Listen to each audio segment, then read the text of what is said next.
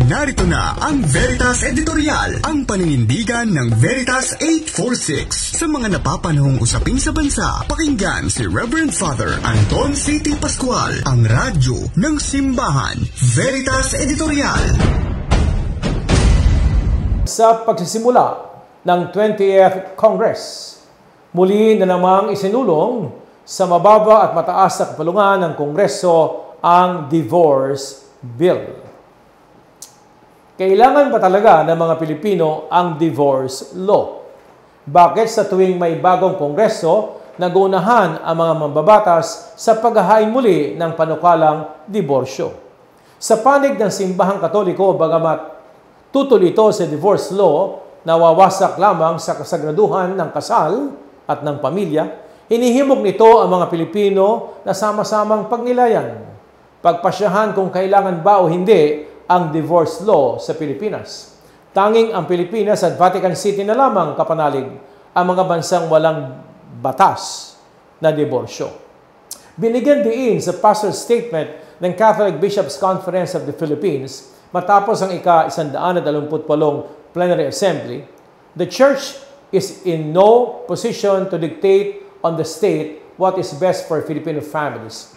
Ang panawagan ng CBCP sa mga mababatas at mga Pilipino na bago makisawsaw sa banwagon ay tanungin ang sarili base sa mga pag-aaral at statistika kung ang legalisasyon ng diborsyo sa buong mundo ay tunay na nakakatulong sa pagprotekta ng common good at lalo-lalo na kapakanan ng isang mag-anak.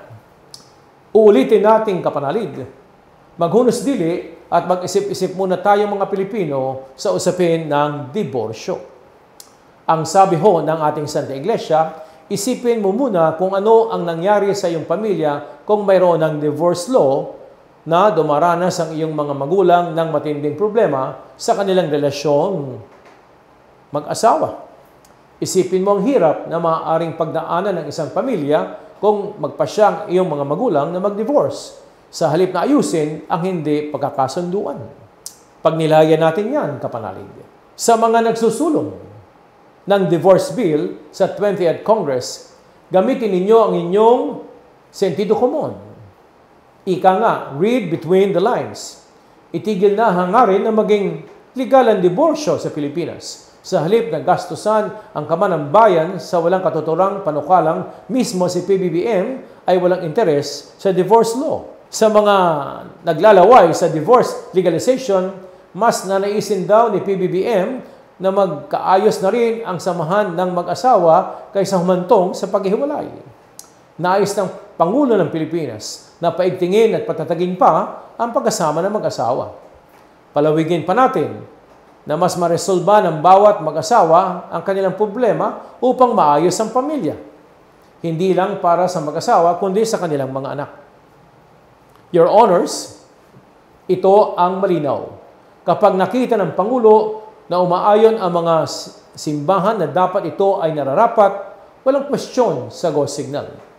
Kapanalig, dapat nating isabuhay ang Hebrew 13:4. Marriage is honorable in all, and the bed undefiled.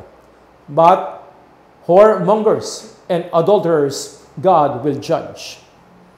Kapanalig, ating tandaan, walang naidudulot na mabuti sa pamilya, sa mga anak ang paghihiwalay ng mag-asawa. Ang paghihiwalay ng mag-asawa ay nagbubunsod ng matinding trauma sa mga anak. Ang tumatalikod sa kasagraduhan ng kasal ay walang matibay na commitment. Ang pinagsama ng Diyos, sabi nga sa Mateo, ay huwag paghiwalayin ng tao. Sumainyo ang katotohanan. Inyong napakinggan ang Veritas Editorial. Ugaliing pakinggan ang Veritas Editorial kasama si Reverend Father Anton C. T. Pascual. Veritas Editorial.